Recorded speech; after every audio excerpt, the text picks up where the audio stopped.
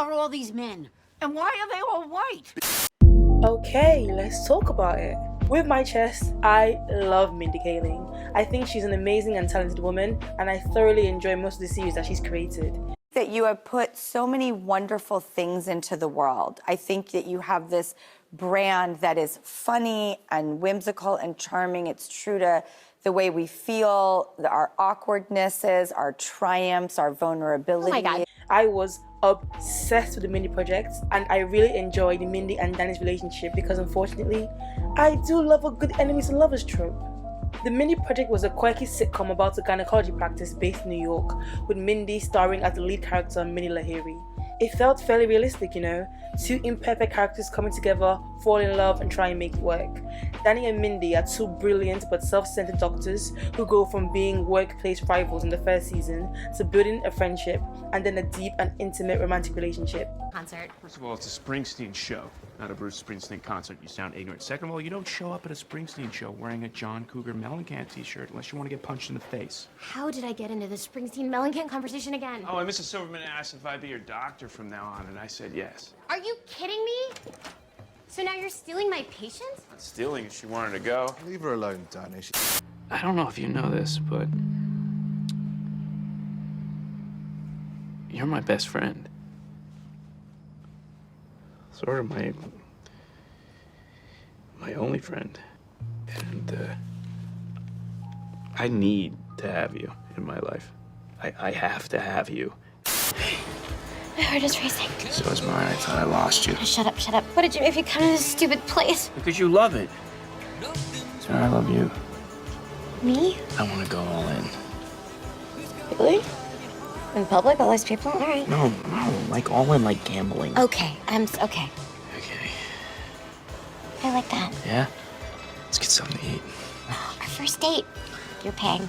I feel like sometimes people might be too hard on Danny for being a prick to her, but let's be honest, Danny was a prick to everyone, and over time we watch how Mindy influences him to be a better person, and he does the same with her, making her more well-rounded and mature, and I can't be mad at it. Like, let's be real, they had insane chemistry. I love this love story and I was here for it.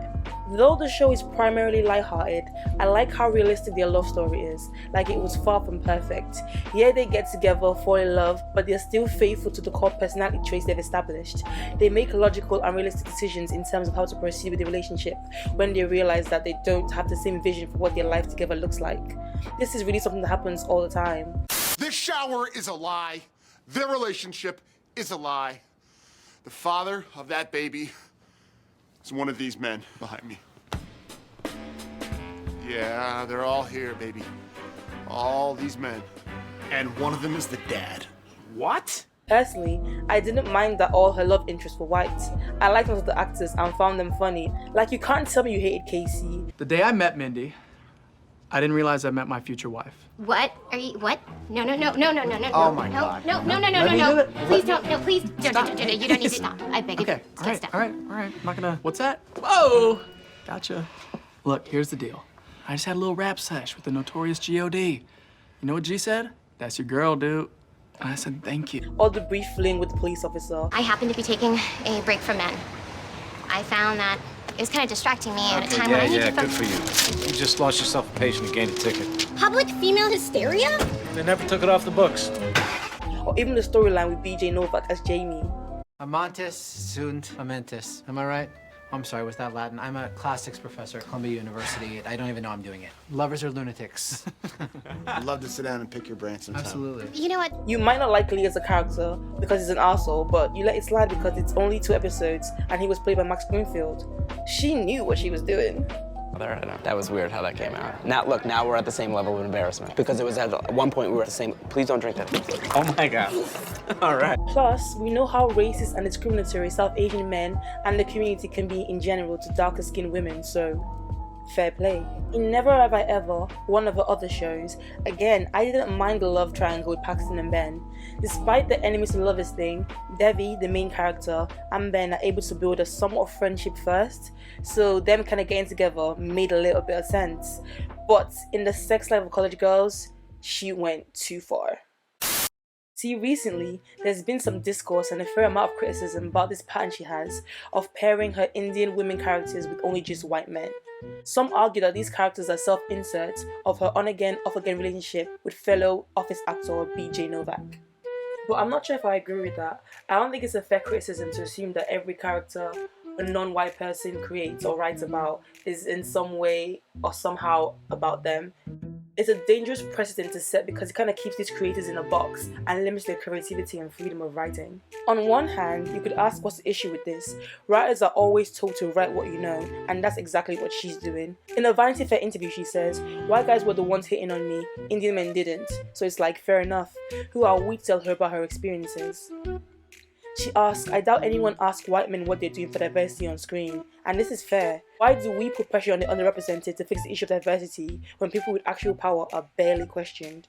But on the other hand, being successful in the industry as a woman and a woman of colour, you have some level of responsibility to make space for more diversity in any way you can.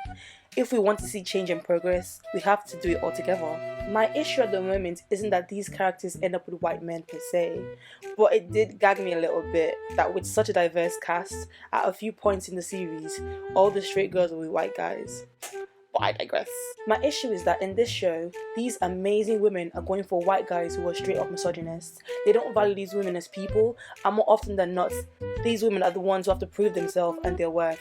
And just because the guys do one decent thing, they are suddenly viable love interests. With the rise of incels and the manosphere, I can't get into romance stories like this.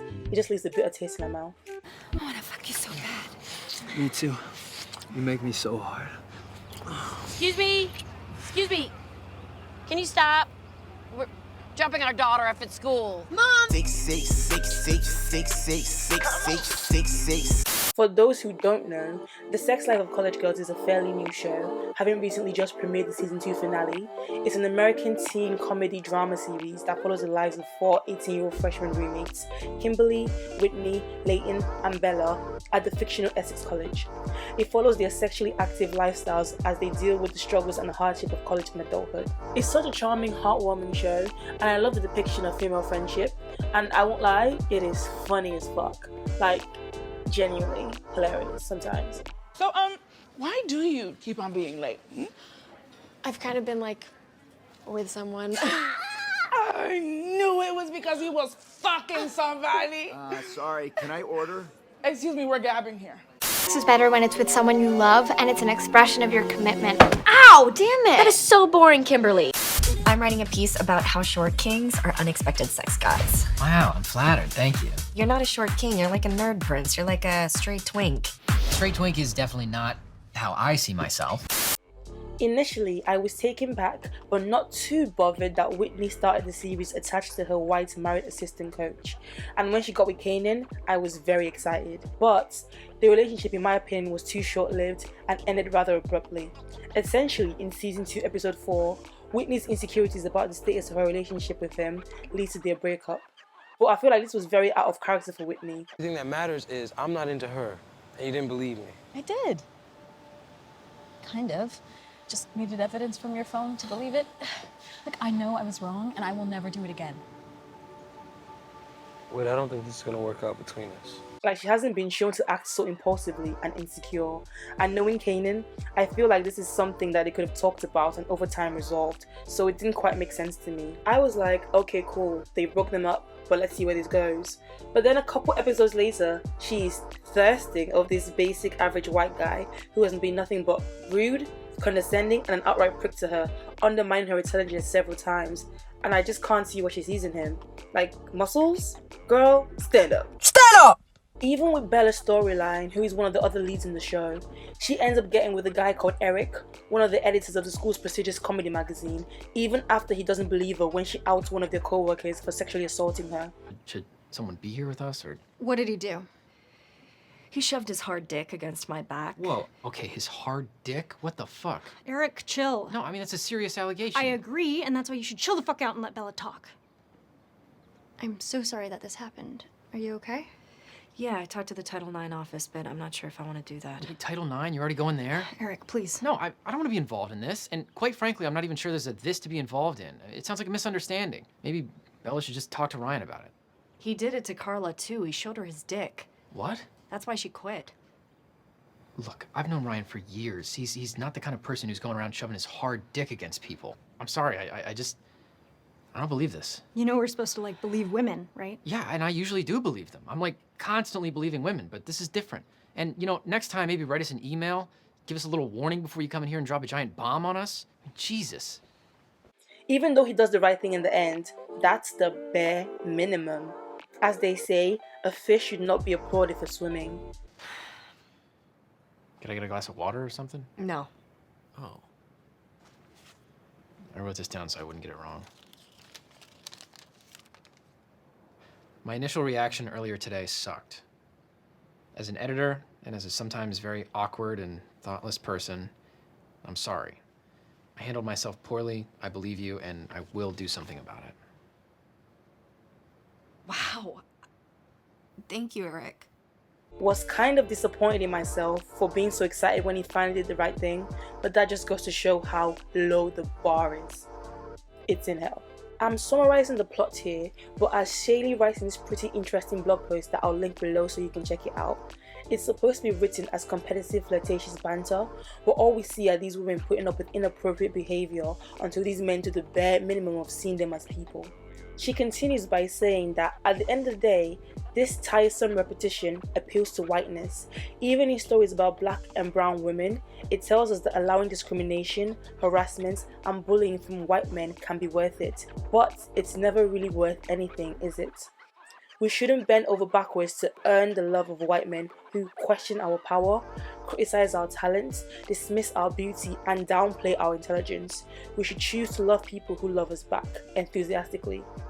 This is so beautifully put, and it's the reason why I separate the Mindy Project from this, because in that show, Danny and Mindy have a genuine bond, and over time they evolve from a friendship and help each other grow as people. And even in Never Ever Ever between Davy and Ben, to some extent we get this, but in this show we don't really get that. I don't know, it just feels rushed and unnecessary, especially with Whitney and Andrew. But they do resolve this later on and break them up, when Andrew wants more from the relationship and Whitney realizes that they have nothing in common but physical attraction. But then they go and mess things up by putting Kimberly, one of Whitney's roommates and best friends, with Kanan. Again, I get the idea of drama and tension, but I don't know how I feel about it. It's not really doing it for me.